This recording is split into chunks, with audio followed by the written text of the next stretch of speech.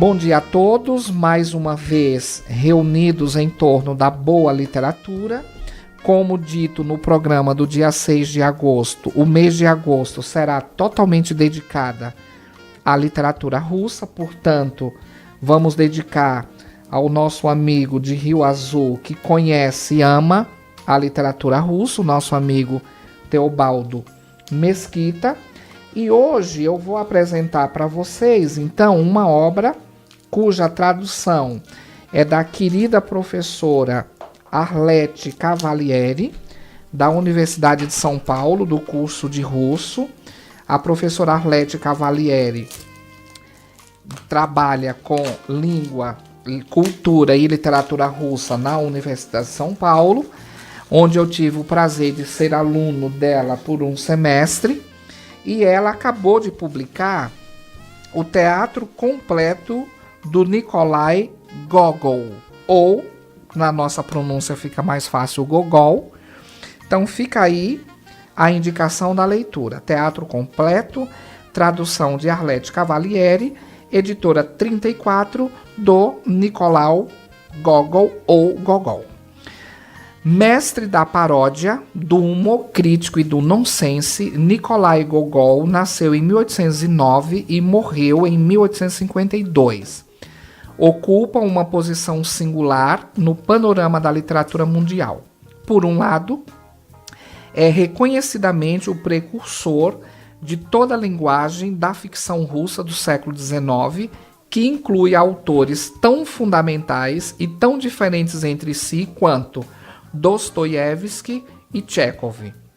Por outro, seus textos teatrais estão na origem de algumas das experiências mais criativas do teatro de vanguarda do século XX.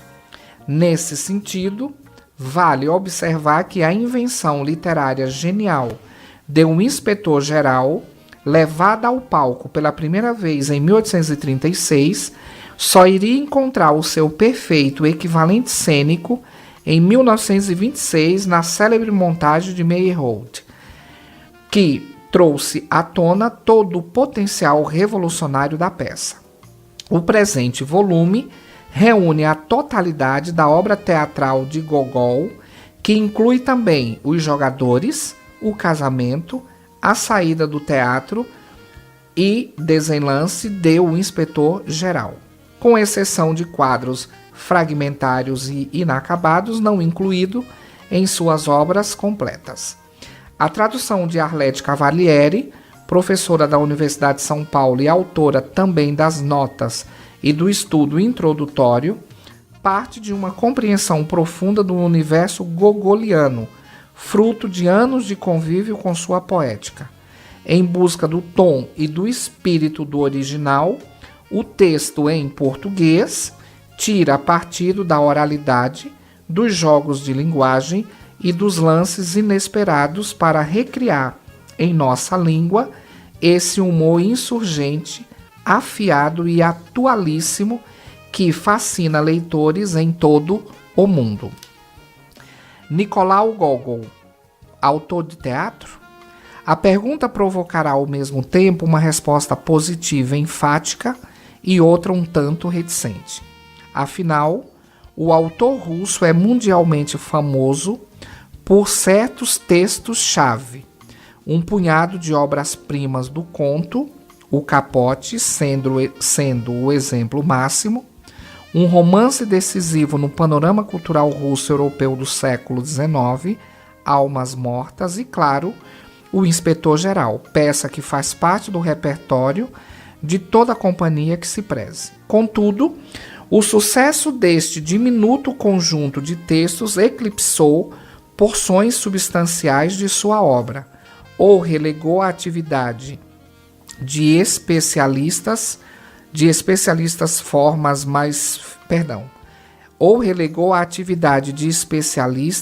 formas mais finas de articulação entre as duas dimensões, o Gogol do domínio público e o Gogol para conhecedores. Daí a perplexidade a que a pergunta formulada pode induzir: autor de teatro? Muitos dirão, sim, certamente.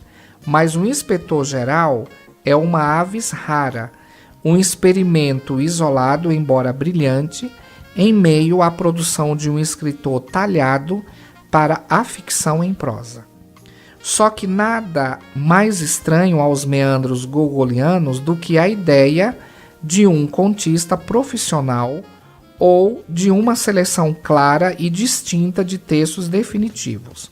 A regra, no universo extremamente complexo do autor russo, é a hibridez radical, são as cartas embaralhadas para utilizar uma imagem muito típica da cultura russa dos anos de 1830 a 40 e presente em uma das peças aqui traduzidas. O teatro assumia para Gogol uma posição estratégica, precisamente por permitir o trânsito entre as figuras do artista, do tribuno, do inspirador de multidões e do farsante, o grande mentiroso, ansiando pela pureza da alma, o justo atraído pela máscara. No cruzamento ímpar dessas personas distintas, o inspetor-geral ganhará outro relevo se lido em conjunto com as demais peças. Com as demais peças. Isso porque as explicações gogolianas, por exemplo, aquelas presentes em A Saída do Teatro depois da representação de uma nova comédia, ou no desenlace de O Inspetor-Geral, mais confundem do que explicam, e esse movimento constante de negação sublime e de demonstração vazia é parte essencial do fascínio que Gogol inspira. O jogo de referências mútuo e metalinguístico de suas peças põe em relevo um traço livrocêntrico importante da cultura russa do século XIX, em que textos respondem a textos de uma maneira cerradíssima. Ajuda também a iluminar uma trajetória pessoal que ganha muito se lida de forma não linear. Assim, o cômico Gogol é também o promulgador da cidade espiritual, e estas duas realidades existentes em Um Inspetor-Geral não se sucedem no tempo, representando uma virada reacionária, como queriam os críticos radicais. Aliás, como as narrativas sobre a literatura russa gostam de crises. O Dostoiévski profetizante pós-Sibéria, o Tolstói pós-conversão dos anos 1870 e o Gogol místico dos anos finais, mas formam uma coexistência estranha e inextricável, uma sucessão vertiginosa de registro que, às vezes, espocam em um mesmo parágrafo numa mesma frase. Tome-se como exemplo a extraordinária passagem em O Casamento, quando, de um tom elevadíssimo, em que o personagem sonha com uma idílica vida burguesa, passa-se a uma abjeta fuga pela janela. Além da importância das traduções que constam desse volume, as referências bibliográficas atualizadas e o estudo introdutório constituem um passo decisivo no caminho de um Gogol mais contemporâneo, menos humanizante. Um Gogol mais crítico, não por ser o denunciador das misérias urbanas ou da realidade, palavras de ordem das gerações pós-bielinskianas, mas porque desestabiliza a concepção do real através de um mergulho radical na linguagem. E como mérito final, saliente-se que as peças apontam para a existência de uma produção teatral russa do século XIX muito mais rica do que geralmente se supõe. Essas são as palavras do professor Bruno Barreto Gomide, que é colega da professora Arlete Cavalieri na Universidade de São Paulo. Bom, o livro então é dividido em nota introdutória, prefácio feito pela tradutora, que é a professora Arlete. Em seguida vem as peças O Inspetor-Geral, Os Jogadores, O Casamento, a saída do teatro depois da representação de uma nova comédia, desenlace de um inspetor-geral e, por fim, uma brilhante cronologia da vida do autor Nikolai Gogol. Então vamos ler apenas um excerto do primeiro ato, portanto, da peça O Inspetor Geral. Cena 1.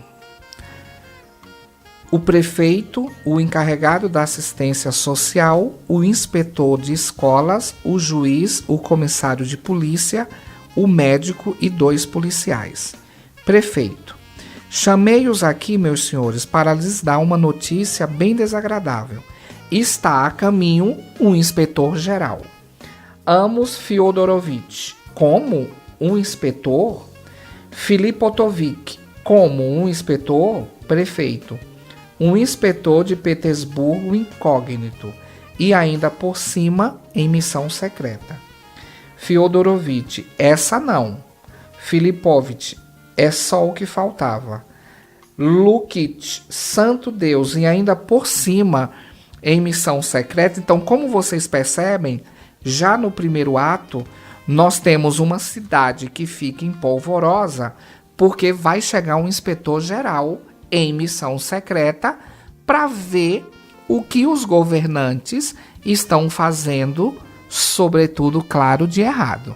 Então, que bom seria se em Brasília e em outros setores da política nós recebêssemos um inspetor-geral para ver o que as pessoas andam fazendo, sobretudo com o dinheiro público, né?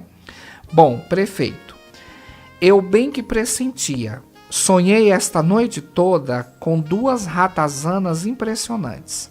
Palavra de honra, nunca vi nada parecido. Pretas, de tamanho sobrenatural. Chegaram bem perto, cheiraram e foram embora. Vou ler para os senhores a carta que recebi de Andrei Ivanovitch Chemikov, aquele que o senhor Artemy Filipovitch conhece bem. Olha o que ele escreveu. Meu caro amigo, compadre e benfeitor. Balbucia palavras a meia voz, correndo os olhos com rapidez, em informá-lo. Aqui. A propósito, apresso-me em informá-lo que chegou um funcionário autorizado a inspecionar todo o estado e principalmente o nosso distrito. Levanta um dedo de forma significativa. Soube disso por meio de gente de confiança, apesar de que o dito cujo se apresenta como um indivíduo qualquer. Não sei, como sei que você, como todo mundo, tem lá os seus pecadilhos, pois você é um homem inteligente e não gosta de deixar passar o que lhe cai nas mãos. Bem, já que estamos entre nós, então aconselho tomar precauções, mesmo porque ele pode chegar a qualquer momento. Se é que já não chegou e está hospedado incógnito em algum canto. Ontem aqui já vem assuntos de família. Minha irmã, Ana Kirilovna, veio nos visitar com seu marido, Ivan Kirilovitch, engordou muito e continua tocando violino, etc. Vejam só que situação. E por aí vai. Então essa é uma peça deliciosa, muito famosa. A edição é belíssima, é da editora 34, então recomendo vivamente. Dentro da coleção Leste, Nicolau Gogol, teatro completo, organização, tradução, prefácio e notas, da minha querida professora Arlete Cavalieri, editora 34, e esta primeira edição é de 2009, com a primeira reimpressão em 2014. Podem encomendar, então, no sebo da Luísa, minha querida amiga, ou então pela estante virtual. Leiam, sejam felizes, e vamos encerrar com uma música do Johnny Walker, Volta, que foi a trilha sonora do filme Tatuagem. Leiam e sejam felizes.